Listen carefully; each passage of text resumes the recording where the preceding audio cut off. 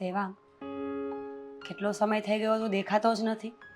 કેમ બીજા શહેરમાં જતો રહ્યો છે કે શું? ના, પણ આજે જ જવાનું છું. મને થયું કે વિદેશ જાઉં ને એ પહેલાં એકવાર તમારા લોકોના ખબર અંતર પૂછતો જાઉં.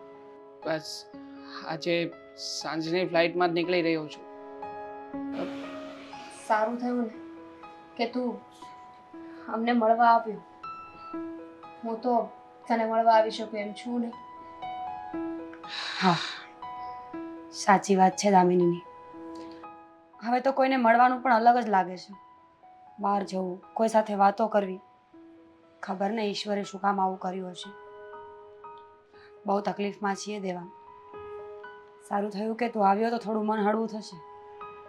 જાણું છું કે અત્યારે તમે બંને બહેનો કેવી પરિસ્થિતિમાંથી પસાર થઈ રહી છો. જ્યારે કોઈ પોતાનું વ્યક્તિ આપણા જ જીવનમાંથી વિદાય લે ને ત્યારે ખરેખર કંઈક એવું પણ મુશ્કેલ થઈ જતું હોય છે. અને તમે લોકો તો આ બધી જ યાદો સાથે જીવન જીવી રહ્યા છો. એટલે હવેના દિવસો કાપવાને બહુ જ અઘરા થઈ રહ્યા હશે. હા, આ એક એક મિનિટ કેવી રીતે નીકળી રહી છે ને અમે બંને બહેનો જાણીએ છીએ. પણ સારું કહેવાય કે તમારા દુઃખમાં તમારા સાસુ તમારી સાથે છે. મતલબ દરેક પરિસ્થિતિમાં તમને દીકરીઓ સમજીને તમારા બધા જ દુઃખમાં સપોર્ટ કરે છે. સપોર્ટ બહુ સપોર્ટ કરે છે. હા, બહુ સપોર્ટ કરે છે અમારા સાસુ. કોઈ દિવસ અમને એવું ફીલ નથી થવા દીધું કે અમે આ ઘરની વહુઓ છીએ. હર હંમેશા દીકરીઓની જેમ સાચવી છે. ભગવાન પાસે પ્રાર્થના છે કે આ સાસુ અમને હરેક ભાવમાં મળે. હા, બાકી માણસને બદલાતા ક્યાં વાર લાગે છે? હા, માણસની ફિતરત જ એવી હોય છે કે સમય બદલાયો નથી અને પોતે પલટી મારી નથી.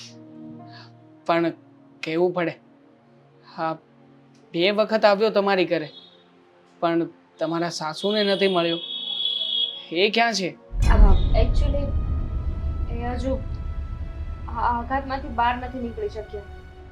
એટલે વધારે પોતાના રૂમમાંથી બહાર નથી નીકળતા. અને એકવાર મળી શકું? અત્યારે ઘરે નથી, મંદિરે ગયા છે. એમના બંને દીકરા ખોયા પછી ખબર નહીં એમને શું થઈ ગયું છે. સવારે ઉઠીને સીધા મંદિરે જતા રહી છે. બપોર સુધી ત્યાં બેસશે, ભગવાનને પ્રાર્થના કરશે, એની સાથે લડાઈ કરશે, પોતાના નસીબને કોસશે. અને જેવા ઘરે આવે એવા સીધા જ રૂમમાં. કોઈ સાથે કંઈ કનેક્શન છે જ નહીં એમનું. દામિની, તું કંઈ કહેવા માંગે છે? હા, તારી આંખો કહી રહી છે. ના ના, એને શું કહેવું હોય? કંઈ નથી કહેવું ને દામિની તારે? એની તબિયત થોડી ખરાબ છે એટલે કદાચ તને એવું લાગતું હશે. નાનપણનો મિત્ર છું, ઓળખું છું મારી ફ્રેન્ડને બહુ સારી રીતે. તને કંઈ તકલીફ જેવું હોય તો કહી શકે, મારી સાથે બધી વાતો શેર કરી શકે. ના ના, એવું કંઈ નથી. આ તો કમરનો દુખાવો દિવસે ને દિવસે વધી રહ્યો છે ને એટલે. જુઓ, મારાથી બનતી મદદ હું તમને કરવા માટે તૈયાર છું. મેં તમારા સાસુ સાથે પણ વાત કરી છે. એમને કહ્યું છે કે અહીંયા જે મારા પપ્પા પ્લાન્ટ ખોલવાના છે ને એ પ્લાન્ટનું બધું જ મેનેજમેન્ટ એ તમને લોકોને સોંપી દે, જેથી તમારા લોકો માટે પણ અલગથી આવક ઊભી થઈ જશે. દેવાંગ, આવું બધું કરવાની કોઈ જરૂર નથી. અને અત્યારે તું જા, આપણે પછી વાત કરીશું ને. હા, પછી વાત કરીશું. પછી ક્યારે? હજી હું પાછો ક્યારે આવું એ વાત નક્કી નથી. એટલે તમને લોકોને પૈસા ટકાની જરૂરિયાત હોય, કાંઈ બીજી તકલીફ હોય તો કાંઈ જ નહીં. મારી કમર દુખે છે ને એટલે તને એવું કહ્યું કે તું અત્યારે જા. હા, ચાલ, હું તને રૂમમાં લઈ જાઉં. ચાલો, હું રજા લઉં. જય શ્રી કૃષ્ણ. જય શ્રી કૃષ્ણ. ધ્યાન રાખજો તમારું.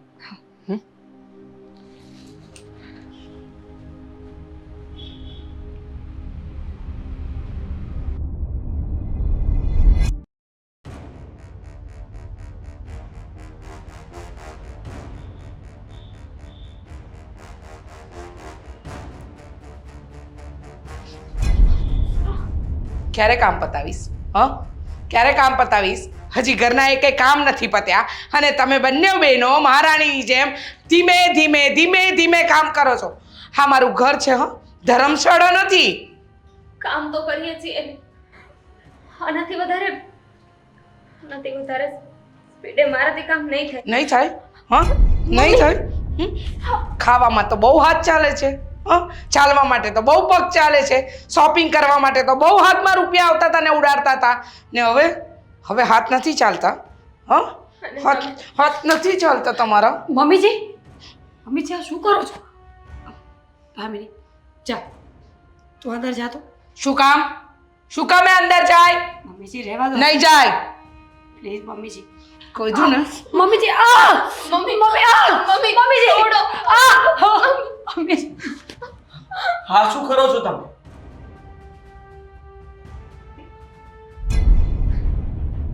કામ મારો છો એને? સવાલ પૂછતા પહેલા પણ શરમ આવવી જોઈએ તો હું શું કામ મારું છું તમારી બેનને? પૂછો ને તમારી બે લાડકી બહેનોને જે મારા દીકરાઓને ખાઈ ગઈ અને પોતે મારી છાતી ઉપર બેસીને મગ દળે છે. હા, પહેલા મારા સાસુની વાત સાચી છે. એમણે તો ના જ પાડી હતી ને, અમે જીત કરી. ભગવાને આવું લખ્યું જ હોત તો સાથે સાથે અમને પણ એમની પાસે બોલાવી લીધા હોત ને. હા, અમને શું કામ જીવતા રાખ્યા? મરી ગઈ હોત ને બંને બહેનો તારી તો સારું હતું, પણ ખબર નથી ને કે કાળમુખીઓ મારા દીકરાને ધરખી જશે. મમ્મીજી કહેવું ના જોઈએ, પણ આજે તમે મોઢામાં આંગળા નાખીને બોલાવી રહ્યા છો ને, તો એક વાતનો જવાબ આપો ને. પપ્પાજી ગયા, એક્સપાયર થઈ ગયા, તો તમે શું કામ જીવો છો? એવી તો શું મજબૂરી રહી કે તમારે અહીંયા રહેવું પડ્યું? વાહ, તમારા બંનેના ધણી ગયા અને મારો ધણી ગયો ને, એમાં જમીન આસમાનનો અંતર છે. શું તમારા પપ્પાજી બીમારીથી મરીને ગયા હતા. હા, તમારી જેમ ખોટી જીદ કરીને હું ફરવા નહોતી લઈ ગઈ. પણ મમ્મીજી તમે હતા ને એમનું ધ્યાન રાખવા માટે. પત્ની એક પત્ની ના હોવાથી પતિને કંઈ ના થવું જોઈએ, આ તમે જ કહો છો ને. તો તમે પપ્પાજીની સેવા નહીં કરી હોય? સેવા કરી હતી અને મોરું કંઈ બોલતી નહીં. સમજવાની કોશિશ કરો. જે થવાનું હતું એ થઈ ગયું. માનું છું કે મારી બંને બહેનોનો વાંક હતો કે એમને જીત કરીને એ લોકો એમને ફરવા લઈ ગયા. પણ તમે જે હવે કરી રહ્યા છો એ શું છે? એ તો ખોટું છે ને. હું નહોતો ઈચ્છતો કે મારી બહેનો પણ નહોતી ઈચ્છતી કે ક્યારે આવું બને કે આવું થાય. કોઈ કલ્પના પણ નહોતી કરી. પણ જે થવાનું હતું એ થઈ ગયું છે. અને તમને તો હું જ્યારે મળવા આવ્યો, મારી બંને બહેનોને તેડવા માટે આવ્યો હતો, ત્યારે તમે જેને આવવા નહોતા દેવા માંગતા, હેરાન કરવા માટે? ના, હેરાન કરવા માટે નહીં. ખબર પડે ને કે સવારે ઉઠીને હું જેના મોઢા જોઈ રહી છું એ બંને મારા ઘર માટે કાળમુખી સાબિત થઈ. આવું મારે બોલાય નહીં, પણ આજે હું તમને કહું છું કે તમારા દીકરા મરી ગયા ને એના કરતા મારી બંને બહેનો મરી ગયો તો સારું હતું. કારણ કે તમારા દીકરાને તમે જોત ને તો તમને ખબર પડત કે એમને દુઃખ કેટલું થયું છે. જ્યારે પોતાના જીવનમાંથી જે આખી જિંદગી આપણો સાથ આપવાનો હોય એ જ વ્યક્તિ જતું રહે તો એમના પર શું વીતતી હશે? હા, એમના પર શું વીતતી હશે? અરે તારી આ બહેનો તો કાલે બીજાને પરણીને પણ જતી રહેશે, પણ મારા ઘડપણનો શું? મારા ઘડપણનો સહારા રૂપી મારા બંને દીકરા હતા, એ બંનેને તો તારી બેન ખાઈ ગઈ ને. તારી આ બંને બહેનો ખાઈ ગઈ ને. એ તમને મૂકીને નહોતી આવવા માંગતી.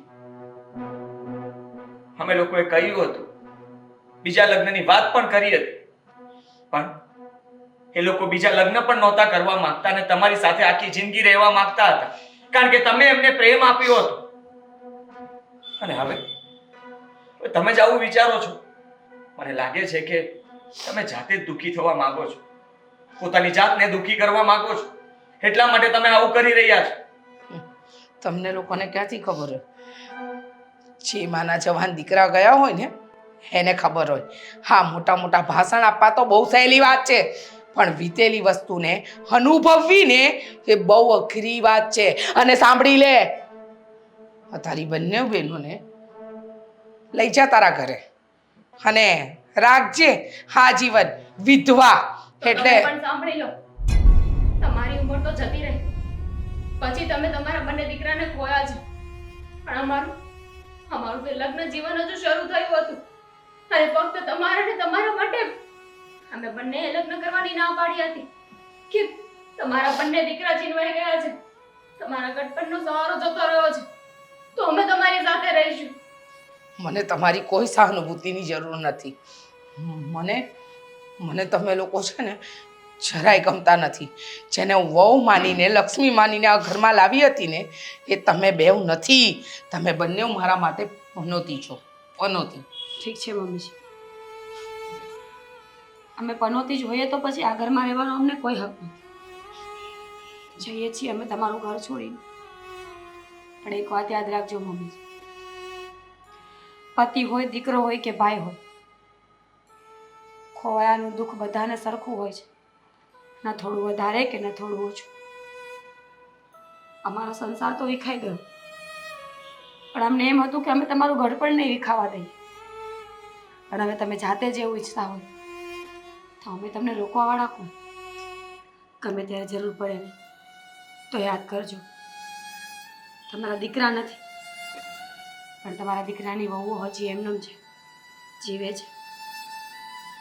એટલું યાદ રાખજો, તમે એકલા જીવવા માંગો છો. માનું છું કે તમારા દીકરા જતા રહ્યા એનું દુઃખ છે તમને, પણ આજે તમે સૌથી મોટી ભૂલ કરી છે. મારી બંને બહેન તમારા દીકરાનું સ્થાન તો ન લઈ શકે, પણ એ તમને સાચવી જરૂર શકે, તમને કોઈ દિવસ કઈ ઓછું ના આવવા દે, પણ આજે તમે એમને પણ ધુતકારીને આ ઘરમાં એકલા રહેવા માંગો છો. બે દીકરાને ખોઈ દીધા, બે વહુઓને પણ ખોઈ દીધી. મારી બહેને કીધું એ સાચી વાત છે. તમને ક્યારે પણ કઈ જરૂર હોય તો અમને યાદ કરજો.